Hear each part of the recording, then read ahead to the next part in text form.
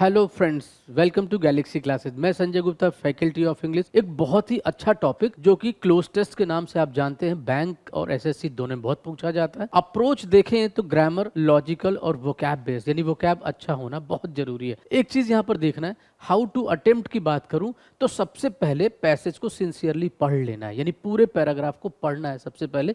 ये नहीं सोचना कि टाइम वेस्ट होगा। Point out the demand of the blank portion, जो भी ब्लैंक पोर्शन होते हैं उसके डिमांड को समझना है। नाउन चाहिए, वर्ब चाहिए, वर्ब का कौन सा फॉर्म चाहिए, डिसाइड करना होगा पहले ही। अटेंशन करना है दोनों साइड पे कि जो ब्लैंक पोर्शन है दोनों साइड पर क्या लिखा है, उससे बीच की डिमांड को जान पाना बहुत ही आसान हो जाता है। देन ऑप्शन में जाइए और एलिमिनेशन स्टार्ट कीजिए, और अच्छे से क्लोज टेस्ट को आप काफ़ी कम समय में कर सकते हैं, सही कर सकते हैं। ये पूरा अप्रोच एक बार आप ट्राई करके जरूर देखें, कैसा लगता है। Thank you.